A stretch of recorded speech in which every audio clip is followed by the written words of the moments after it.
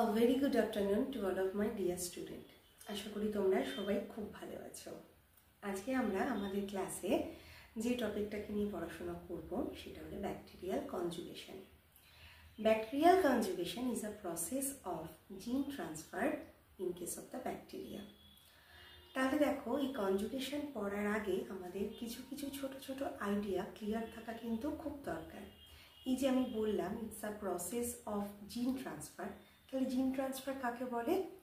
জিন transfer is a movement of genetic element from one bacteria to another is called the gene transfer. Gene transfer সাধারণত দু ধরনের হয়ে থাকে। কি? Vertical gene transfer and horizontal gene transfer. Vertical gene transfer কীরকম? যখন তার বাবা মায়ের থেকে তার নেক্সট জেনারেশনে যখন জেনেটিক এলিমেন্ট পাস হয় through the process of reproduction, তখন তাকে আমরা বলে থাকি ভার্টিক্যাল জিন ট্রান্সফার। এরকম আমরা ইউক্যারিওটিক অর্গানিজমের সেক্সুয়াল রিপ্রোডাকশনের সময় দেখতে পাই। প্রোক্যারিওটিক অর্গানিজম বা ব্যাকটেরিয়ার ক্ষেত্রেও কিন্তু এইরকম ভার্টিক্যাল জিন ট্রান্সফার দেখতে পাই। তোমরা একটা এক্সাম্পল বলতে পারবে? হ্যাঁ, যখন ব্যাকটেরিয়ারা বা প্রোক্যারিওটিক অর্গানিজম বাইনারি ফিশনের মধ্যে দিয়ে রিপ্রোডিউস করে, তখন কিন্তু সেটা ভার্টিক্যাল জিন ট্রান্সফারের এক্সাম্পল। আর হরিজন্টাল জিন ট্রান্সফার কীরকম? যখন বাবা মায়ের থেকে অফস্প্রিং নয়, যখন একটি ব্যাকটেরিয়াম থেকে আরেকটি ব্যাকটেরিয়ামের ভিতরে জেনেটিক এলিমেন্ট পাস হয়, তখন তাকে আমরা বলে থাকি horizontal gene transfer. In case of the bacteria or prokaryotic organism, there are the three modes of horizontal gene transfer. Number 1, conjugation. Number 2, transduction. Number 3 is transformation. আমরা আমাদের এই ক্লাসে আজকে ব্যাকটেরিয়াল কনজুগেশনকে নিয়ে পড়াশোনা করব। দেখো, এই ব্যাকটেরিয়াল কনজুগেশন প্রথম যে দুজন বিজ্ঞানী ব্যাকটেরিয়াতে দেখতে পেয়েছিলেন, তাদের নাম দুটো জেনে রাখা দরকার, সায়েন্টিস্ট লিডারবার্জ এবং সায়েন্টিস্ট এডওয়ার্ড টটাম। দেখেছিলেন যে দুটি ব্যাকটেরিয়াম সাইটোপ্লাজমিক কিছু কানেকশনের মাধ্যমে তাদের জেনেটিক এলিমেন্টকে একটি ব্যাকটেরিয়াম থেকে আরেকটি ব্যাকটেরিয়ামে পাস হয়। এই যে ব্যাকটেরিয়াম থেকে জেনেটিক এলিমেন্ট অন্য আরেকটি ব্যাকটেরিয়ামে প্রবেশ করে তাকে আমরা বলে থাকি ডোনার সেল। কি বলে থাকি? Donor cell. এবং যে ব্যাকটেরিয়ামের ভেতরে জেনেটিক মেটেরিয়ালটি প্রবেশ করলো তাকে আমরা বলে থাকি রেসিপিয়েন্ট সেল। কি বলি? Recipient cell. The ability to be called as donor cell is determined by the presence of a self-transmissible বা self-replicating একটি প্লাজমিড, তাকে আমরা বলে থাকি সেক্স প্লাজমিড বা ফার্টিলিটি প্লাজমিড। ইনজিস্ট আমরা বলে থাকি এ প্লাজমিড। তোমরা দেখবে এই টপিকটা পড়ার সময় বারবারই এই এফ কথাটার সাথে ভীষণভাবে তোমাদের দেখতে পাবে। আমরা এ প্লাজমিড বলবো, এ প্লাস সেল বলবো, এফ মাইনাস সেল বলবো, বারবারই কনজুগেশন পড়ার সময় আমাদের এটা দেখতে থাকবো। এবারে দেখো, তাহলে আমি কি বললাম? কনজুগেশনের ইনজিস্ট আমরা কি বলতে পারি? একটি ডোনার সেল যাদের ভিতরে এ প্লাজমিড থাকবে এবং রেসিপিয়েন্ট সেল যাদের ভিতরে এ প্লাজমিড থাকবে না। এইরকম ডোনার সেল এবং রেসিপিয়েন্ট সেল কি হবে? তাদের physical establishment is very much important for the exchange, for the transfer of their genetic material. এদের দুজনের মধ্যে সাইটোপ্লাজমিক ব্রিজ তৈরি হবে এবং ডোনার সেল থেকে জেনেটিক এলিমেন্ট বা এই এ প্লাজমিড রেসিপিয়েন্ট সেলের ভেতরে প্রবেশ করবে।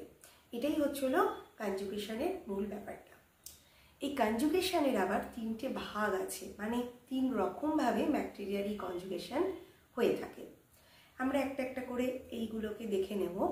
প্রথমেই যেটা করব সেটা হচ্ছিল A plus and F minus conjugation. A plus এবং এফ মাইনাস প্রথমেই বলেছি, প্লাস মানেই আমরা বুঝতে পারি যে কিছু একটা আছে, মাইনাস সাইনটার মানেই কিছু একটা নেই, বিয়োগ হয়ে গেছে, তাই তো? ঠিক সেই রকমভাবেই এ প্লাস মানে যে সেলের ভেতরে এ প্লাজমিড থাকবে তাকে আমরা বলবো এ প্লাস বা ডোনার সেল। কোনো কোনো জায়গাতে তোমরা দেখবে একে মেল সেল হিসাবেও রিপ্রেজেন্ট করছে। এবং যে সেলের ভেতরে এ প্লাজমিড থাকবে না তাকে আমরা বলবো এফ মাইনাস বা রেসিপিয়েন্ট সেল, বা অনেক জায়গাতে তোমরা ফিমেল সেল হিসাবেও এটাকে ডেজিগনেট করতে দেখে থাকবে। এই যে এ প্লাজমিড এর কিছু না বৈশিষ্ট্য আছে, কীরকম? এর প্রথমেই বলেছি এটা হচ্ছে সেলফ ট্রান্সমিসেবল, এর নিজস্ব অরিজিন অফ রেপ্লিকেশন থাকবে এবং এর ভেতরে ট্রাজিন নামে এক প্রকার জিন থাকে, যেটা পিলাস বা পিলি আমরা এর আগের ক্লাসে পড়েছি, তাই না? পিলির ফাংশনে তোমাদের বলেছিলাম যে এরা জেনেটিক এলিমেন্টকে ট্রান্সফার করতে একটা ব্যাকটেরিয়া থেকে আরেকটা ব্যাকটেরিয়াতে হেল্প করে। এই এ প্লাজমিডের ট্রাজিন এই সেক্স পিলাসকে ডিটারমাইন করে বা এর এক্সপ্রেশনকে ডিটারমাইন করে। তাহলে কি বললাম? যে ডোনার সেল যার ভিতরে এ প্লাজমিড থাকবে সে সেক্স পিলাস বা পিলাসকে তৈরি করতে পারবে। এই পিলাস রেসিপিয়েন্ট সেলের দিকে এক্সটেন্ড করে এবং একটা সাইটোপ্লাজমিক কানেকশন তৈরি হয়, যার মধ্যে দিয়ে one strand of the A plasmid 5 to 3' এই ডিরেকশনে রেসিপিয়েন্ট সেলের ভেতরে প্রবেশ করে। আফটার দ্যাট কি হয়? তাহলে দেখো তোমরা ছবিতে দেখতে পাচ্ছ, যখন একটা স্ট্র্যান্ড এ প্লাজমিডের একটা অরিজিন অফ রেপ্লিকেশন, এখানে রেপ্লিকেশন স্টার্ট হবে এবং নিক ফর্মেশন হবে এবং একটি স্ট্র্যান্ড 5' to 3' ডিরেকশনে রেসিপিয়েন্ট সেলের ভেতরে প্রবেশ করছে। তাহলে দেখো both cell has the single strand a plasmid. By the process of replication, both the cell again produce the double-stranded plasmid structure, a plasmic structure.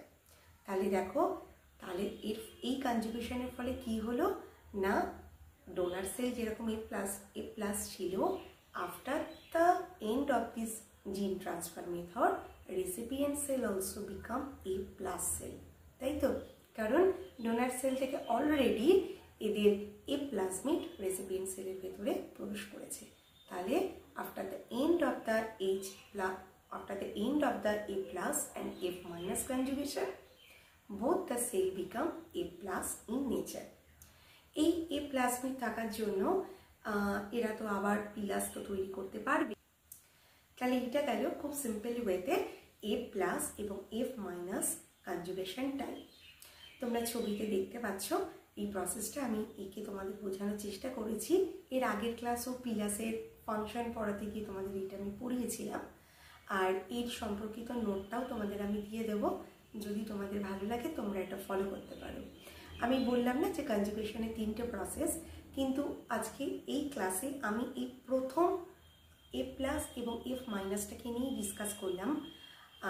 বাকি দুটোকে আমি এর মধ্যে রাখছি না, তাহলে ভিডিওটা অনেকটা লেন্দি হয়ে যাবে। তোমরা চাইলে আমার নেক্সট ভিডিওটা ফলো করতে পারো to know the HF and F minus cell conjugation process. So আজকের জন্য এইটুকুই। Study well.